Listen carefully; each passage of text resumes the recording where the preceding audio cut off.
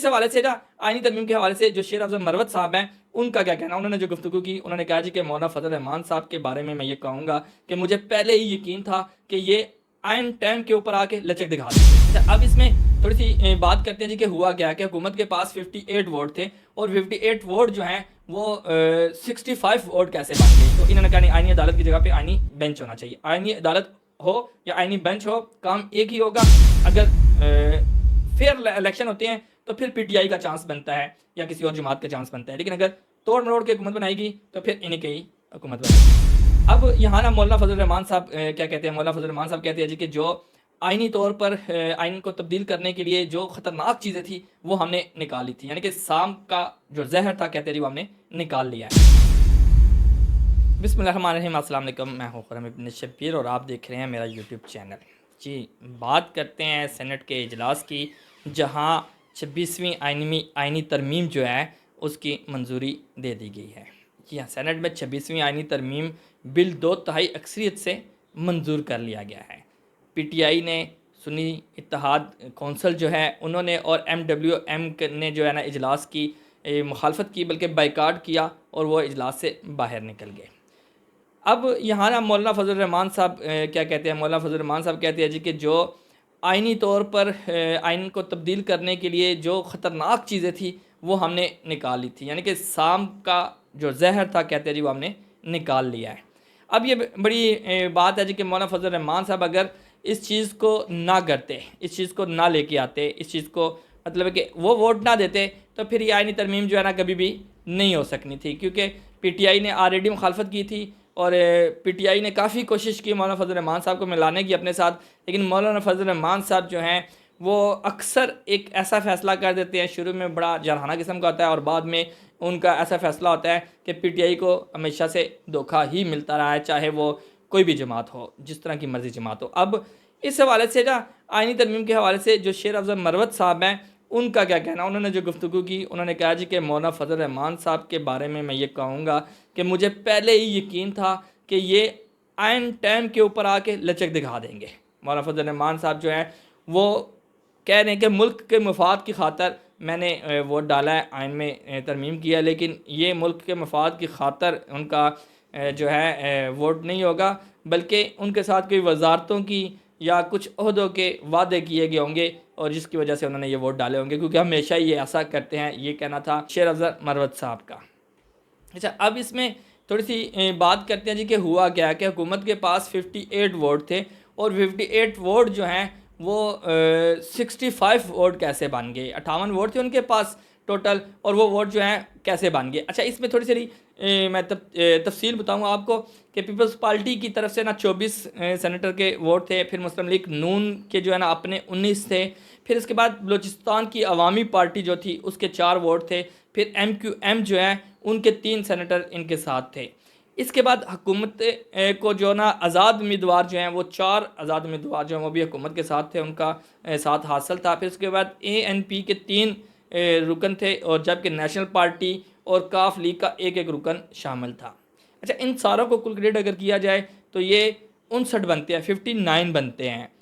جو سینیٹر ہے، جو چیئرمین سینیٹر ہیں، وہ ووٹ کاسٹ نہیں کر سکتا۔ اچھا اس میں آپ کہتے ہیں جی کہ مولانا فضل الرحمان صاحب کے ووٹ ڈالے جائیں نا تو یہ 63 ووٹ بن جاتے ہیں۔ جب 63 ووٹ بن جائیں گے تو پھر بھی ان کو ایک ووٹ چاہیے ہوگا۔ پہلے تو ایک ووٹ کی کمی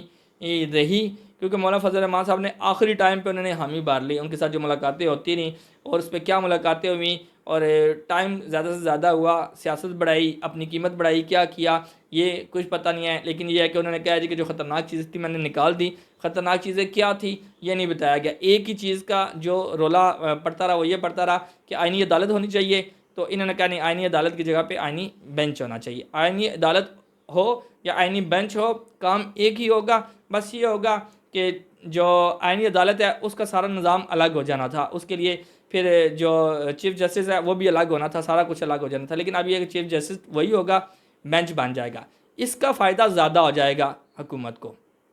خیر آگے چلتے ہیں، تو جو ٹوٹل ووٹ جو ہے نا 63 بنتے تھے، اور اس میں یہ باقی کا کیا سین شن ہوا، تو اب کہتے ہیں جی 26 آئینی ترمیم کے حق میں 65 ووٹ پڑے اور مخالفت میں 4 ووٹ پڑے۔ اب 65 ووٹ تھے، 4 ووٹ ان کی مخالفت میں آئے، پی ٹی آئی اور باقی جو سنی اتحاد کونسل تھے اور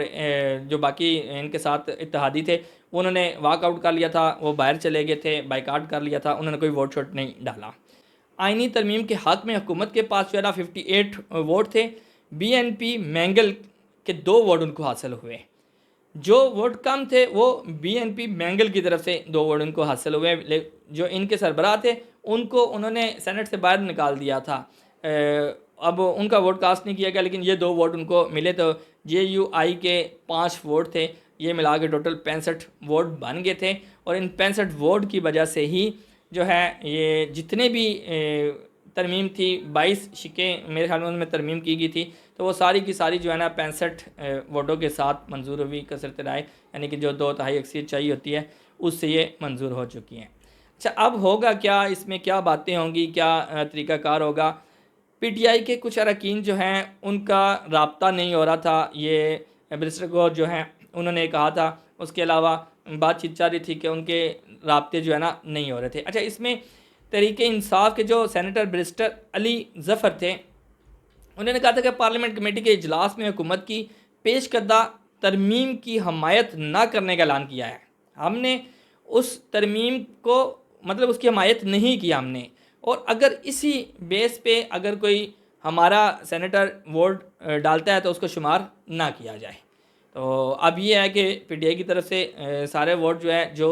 دینا چاہتے بھی تھے تو انہوں نے نہیں دیے، باقی 58 ووٹ ان کے جو تھے وہ سارے سامنے آگے، 4 آزاد امیدواروں کے ووٹ تھے، اور اس ووٹ کی بنیاد پر جو ہے نا یہ منظور ہوا۔ اب ہوگا کیا؟ ہوگا یہ کہ جی جج جو ہیں وہ لگیں گے حکومت کی مرضی کے،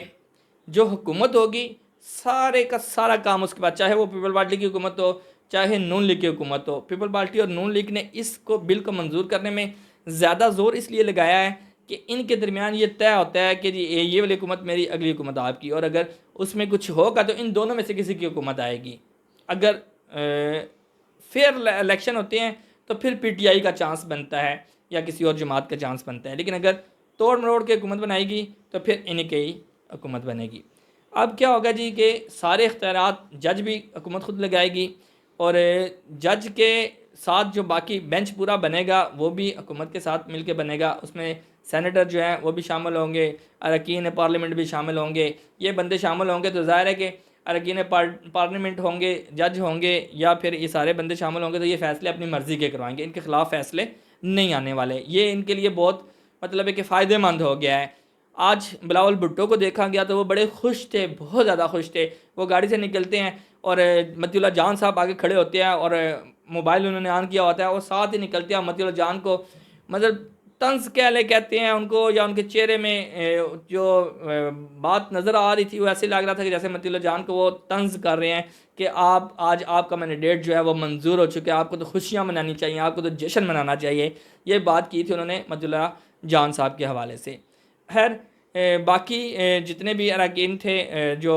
جرنلسٹ وہاں موجود تھے ان کو انہوں نے کہا کہ میں بعد میں بات کروں گا، تو وہ گئے۔ اب دیکھنا یہ ہے کہ دیکھیں جی زرداری نے سیاست کی، لیکن ابھی جو بلاول بھٹو ہے وہ آگے آئے گا، اور اسی پہ زیادہ زور چل رہا ہے، یا نواز شریف یا پھر شہباز شریف ان کی حکومت آئے گی، تو انہوں نے عدالتی نظام ایسا کر دیا ہے کہ یہ سارے کا سارا عدالتی نظام جو ہوگا وہ سارے کا سارا ان کے حق میں ہوگا۔